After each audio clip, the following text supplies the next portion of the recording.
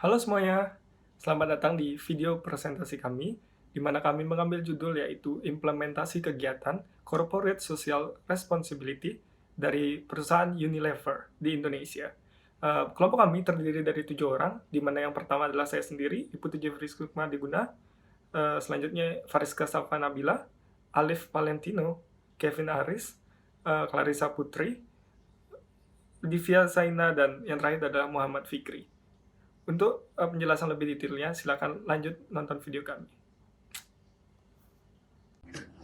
Halo semuanya, perkenalkan saya Fariska. Di sini saya akan menjelaskan mengenai PT Unilever Indonesia. PT Unilever Indonesia merupakan sebuah perusahaan yang bergerak pada penyediaan kebutuhan hidup konsumen. Sebagai bentuk tanggung jawab PT Unilever Indonesia terhadap lingkungan masyarakat sekitar, muncullah program CSR yang bernama Yayasan Unilever Indonesia. Dalam CSR, tanggung jawab perusahaan dapat dilihat melalui konsep triple bottom line. Kerangka triple bottom line memiliki target tanggung jawab perusahaan melalui 3 nilai yang diyakini dapat menyeimbangkan korporat dalam beroperasi. Yang pertama, triple bottom line juga berhubungan dengan 3 pilar Yayasan Unilever Indonesia, yaitu planet atau lingkungan, berhubungan dengan pilar lingkungan, people atau sosial berhubungan dengan pilar kesehatan, kesejahteraan dan nutrisi, serta yang terakhir profit atau ekonomi berhubungan dengan pilar peningkatan taraf hidup. Terima kasih. Assalamualaikum warahmatullahi wabarakatuh. Nama saya Maulana Alif Valentino Putra dari kelas AB 4207 dengan NIM 15011848083. Saya akan menjelaskan tentang pilar peningkatan taraf hidup dalam PT Unilever Indonesia. Unilever Indonesia berkomitmen ambil bagian dari pencapaian target global untuk meningkatkan taraf hidup lebih dari 500.000 petani kecil dan distributor skala kecil dengan melibatkan mereka dalam rantai pasok Unilever Indonesia. Unilever Indonesia mempunyai dua program, yaitu program pemberdayaan petani perempuan dan program pengembangan petani kedelai hitam. Yayasan Unilever Indonesia bekerja sama dengan wanita pedesaan untuk melakukan sortasi biji kedelai hitam dan membantu para petani menerapkan budidaya dan prinsip berkelanjutan. Terima kasih. Halo, kenalin nama aku Clarissa Putri. Di sini aku bakal ngejelasin tentang perancangan program CSR pada PT Unilever. Yang pertama ada plan, menentukan tujuan, target, metode, dan strategi. Yang kedua, ada run untuk menjalankan perencanaan yang telah dibuat sebelumnya agar mencapai tujuan final. Yang ketiga, ada evaluation, melakukan evaluasi terhadap hasil dan proses kegiatan. Halo semua, perkenalkan nama saya Kevin Aditya Rizaldi. Selanjutnya saya ingin menjelaskan mengenai target utama dari program CSR PT Unilever. Target yang pertama adalah petani kedelai hitam. Dari target ini bertujuan meningkatkan pertanian kedelai hitam yang berkelanjutan, serta meningkatkan kehidupan petani dan produktivitas budidaya kedelai hitam. Dan yang kedua adalah target petani perempuan. Dari target ini menunjukkan eksistensi perempuan dan meningkatkan taraf hidup kaum perempuan. Halo semuanya, kembali lagi dengan saya Jeffrey. Saya akan menjelaskan bagaimana sih implementasi dari dua program pilar peningkatan taraf hidup.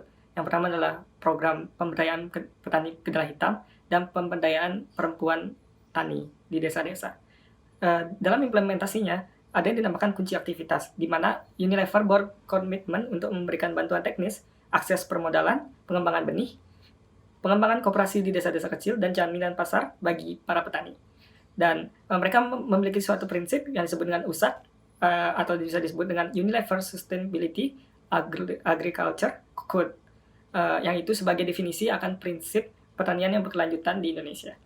Dan metode yang digunakan adalah dengan melakukan mentoring kepada para petani, di mana biasanya dilengkapi oleh 12 asisten di lapangan di setiap desanya, dan dukungan dari Universitas Gadjah Mada, di mana mereka bekerja sama dengan ahli-ahli dari Universitas Gadjah Mada. Dan kegiatan umumnya dari kedua program tersebut adalah penerapan USAC yang tadi saya sudah jelaskan, dengan tujuan untuk meningkatkan produksi kedelai hitam dan melibatkan kaum wanita dalam kegiatan sortasi biji kedelai. Jadi pemberdayaan wanita dilakukan dengan memberikan pekerjaan kepada para wanitanya untuk melakukan sortasi biji kedelai yang sudah dipanen oleh para petani, kedelai hitam yang sudah dilatih oleh PT Unilever. Selanjutnya akan dijelaskan oleh teman saya. Terima kasih. Assalamualaikum warahmatullahi wabarakatuh. Saya Livia Zana Safitri dari AB 4207. Di sini saya akan menjelaskan hasil akhir atau output dari PT Unilever Indonesia. Di resultnya, pertama, 2013 dan 2014 berhasil memproduksi kedelai hitam sebanyak 1.101 ton, melibatkan 5.894 petani, menghasilkan kedelai hitam Malika atau bibit unggul, membentuk kelompok unit bisnis, kelompok tani perempuan, dan kelompok lembaga keuangan. Di penghargaannya di tahun 2011 mendapatkan Indonesia MDGs Award, 2013 mendapatkan Stevie Awards Silver Medal, dan di tahun 2013 mendapatkan Intel AIM dan ASEAN Focus on CER. Assalamualaikum warahmatullahi wabarakatuh. Nama saya M. Fitri. Di sini saya akan menjelaskan tentang kesimpulan. Nah, yang pertama itu ada sukses, yang kedua ada achievement, yang ketiga ada akurat. Nah, jadi kenapa bisa dibilang sukses? Karena CSR yang dilakukan YUI memberikan dampak yang positif dan signifikan. Yang kedua ada achievement. Nah, kenapa bisa dibilang achievement? Nah, karena CSR yang dilakukan menghasil penghargaan dan citra positif kepada Unilever. Yang ketiga, ada akurat. Kenapa bisa dibilang akurat? Nah, karena YUI berhasil memilih target dari CSR yang dilakukan. Terima kasih. Assalamualaikum. Nah, sekarang ini kita akan menampilkan dokumentasi kegiatan CSR yang dilakukan Unilever, di mana teman-teman bisa lihat tuh ada kegiatan pemberdayaan perempuan, ada juga jika dilihat di pojok kanan bawah, ada kegiatan perayaan panen kedelai hitam di Papua. Selanjutnya, saya ingin mengucapkan terima kasih kepada teman-teman semua yang sudah menonton presentasi dari kami. Kami berharap teman-teman semua dalam keadaan sehat agar kita bisa bertemu di pertemuan yang offline. Terima kasih. Goodbye.